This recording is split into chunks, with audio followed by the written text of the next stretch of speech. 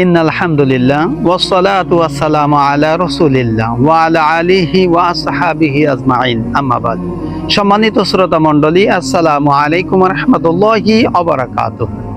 আজকে আমরা চমৎকার একটি হাদিসের আলোকে কিছু আলোচনা করব।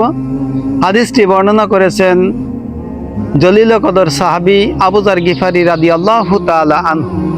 আবু যার গিফারী রাদিয়াল্লাহু তাআলা আনহু থেকে বর্ণিত, তিনি বলেন, নবী করিম সাল্লাল্লাহু আলাইহি ওয়াসাল্লাম তিনি বর্ণনা করেন যে কোনো ব্যক্তি এমন একটা দেশে জন্মগ্রহণ করলো যে দেশে ইসলামী গভর্নমেন্ট অর্থাৎ ইসলামী রাষ্ট্র প্রতিষ্ঠিত নাই। ওই দেশের ওই নাগরিক, ওই মুসলিম নাগরিকের নৈতিক দায়িত্ব এবং কর্তব্য হলো আল্লাহর জমিনে আল্লাহর দ্বীন ইসলাম কায়েম করার জন্য তার আন্দোলন করা, সংগ্রাম করা, প্রচেষ্টা করা। কিন্তু সে জান আর মাল দিয়ে আল্লাহর জমিনে আল্লাহর দ্বীন তথা ইসলাম কায়েম করার জন্য সে কোনো প্রকার চেষ্টা বা কাজ করলো না। কিন্তু সে ব্যক্তি নামাজ পড়তো, রোজা রাখতো, হজ করেছে, জাকাত দিত এবং দান সদাকা যা ছিল সবই করত, কিন্তু আল্লাহর জমিনে আল্লাহর দ্বীন কায়েমের জন্য তিনি আন্দোলন, সংগ্রাম, জিহাদ করতো না। এমনও তো অবস্থায় ওই ব্যক্তির মৃত্যু হয়ে গেল। আল্লাহর নবী বলেন যে ওই ব্যক্তির মৃত্যু হয়ে গেল সুবাতি মিনান নেফাক, তার মৃত্যুটা হইল মুনাফিকের মৃত্যু। আর আমরা সকলেই জানি যে মুনাফিকের স্থান হইল জাহান্নামের সবচাইতে নিকৃষ্টতম স্থান। আল্লাহর নবী আরো বলেন যে এমন একজন ব্যক্তি তিনিও মৃত্যুবরণ করলো, কিন্তু আল্লাহর জমিনে দ্বীন কায়েম করার জন্য যে সকল লোকেরা আন্দোলন করে, সংগ্রাম করে, জান আর মাল দিয়ে প্রচেষ্টা করে, তাদেরকে সার্বিকভাবে সাহায্য সহযোগিতাও করেন না। এমনও তো অবস্থায় ওই ব্যক্তি মৃত্যুবরণ করলেন। ওই ব্যক্তির নামাজ ছিল, রোজা ছিল, হজ করেছে, জাকাত দিত, দান সদাকা এবং অন্যান্য ইবাদত বন্দেগী সবই করত, কিন্তু আল্লাহর জমিনে দ্বীন কায়েমের আন্দোলন নিজে করেন নাই এবং যারা করেছে তাদেরকেও সাহায্য সহযোগিতা কোনোভাবেই করেন নাই। আল্লাহর নবী বললেন যে তার মৃত্যুটি হয়ে গেল মুনাফিকি মৃত্যু, অর্থাৎ তার মৃত্যু হবে জাহান্নামে মৃত্যু। 3 নম্বরে এমন একজন ব্যক্তির কথা আল্লাহর নবী আবার বর্ণনা করেন, যেমন একজন ব্যক্তি তিনিও মৃত্যুবরণ করলেন, কিন্তু আল্লাহর জমিনে যারা দ্বীন কায়েমের জন্য যারা আন্দোলন করেছে তাদেরকে সাহায্য সহযোগিতাও করেন নাই এবং নিজেও উপস্থিত থেকে আল্লাহর জমিনে দ্বীন কায়েমের জন্য তিনি জান আর মাল দিয়ে আন্দোলন সংগ্রাম করেন নাই।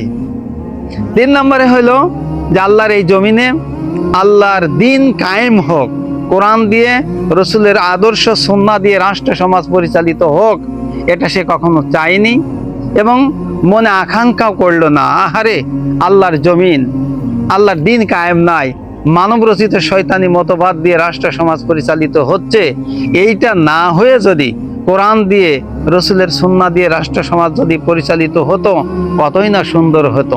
এরকম আকাঙ্ক্ষাও করেন নাই, তার মৃত্যু হয়ে গেল। আল্লাহর নবী বললেন, সে যদিও নামাজ পড়ে, রোজা রাখে, হজ করে, জাকাত দেয়, দান সদাকা যা কিছু করুক না কেন, যত ইবাদত করুক না কেন, একামতে দ্বীনের এই আন্দোলন, এই ইসলামী আন্দোলন না করার কারণে যে তার মৃত্যু হয়েছে, তার মৃত্যুটি হলো সুবাতি মিনান নেফাক, তার মৃত্যুটি হয়ে গেছে মুনাফিকি মৃত্যু। আর মুনাফিকের স্থান হলো জাহান্নামের সবচাইতে নিম্নতম নিকৃষ্ট স্থান।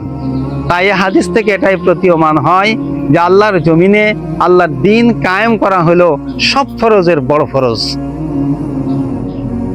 আমাদের সমাজে অনেকে আছে নামাজ পড়ে, রোজা রাখে, হজ করেছে, জাকাত দেয়, দান সদাকা করে, ইসলামের অন্যান্য নিয়ম কানুন মানে, বিধান মানে, কিন্তু একামতে দ্বীনের আন্দোলন সে করে না এবং যারা আল্লাহর জমিনে দ্বীন কায়েমের জন্য যারা আন্দোলন সংগ্রাম করে তাদেরকেও সাপোর্ট দেয় না এবং অন্তরে আকাঙ্ক্ষাও রাখে না, আহারে, আল্লাহর এই জমিনে আল্লাহর কোরআন দিয়ে, রসুলের সুন্নাহ দিয়ে যদি রাষ্ট্র সমাজ গড়া হতো, পরিচালনা করা হতো, কতই না সুন্দর হতো।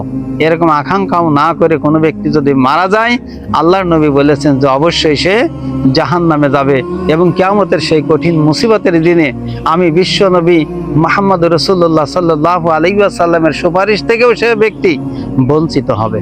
তাই আসুন আমরা সংক্ষেপে যে হাদিসের আলোকে যা কিছু শুনলাম, এরই আলোকে আমরা বাংলাদেশে আমাদের জন্ম, বাংলার জমিনে আল্লাহর কোরআন, রসুলের আদর্শ বাস্তবায়িত নাই রাষ্ট্রীয়ভাবে। তাই আসুন আমরা সকলেই আল্লাহর জমিনে দ্বীন কায়েমের জন্য আমাদের জান আর মাল দিয়ে সর্বাত্মকভাবে প্রচেষ্টা করব। আল্লাহ তাআলা আমাদের সকলকেই ইসলামী আন্দোলনের সঠিক হক আদায় করে এই জমিনে দ্বীন কায়েমের কাফেলায় শরীক হওয়ার তৌফিক দান করুক। আমিন। আসসালামু আলাইকুম ওয়া রাহমাতুল্লাহি ওয়া বারাকাতুহু।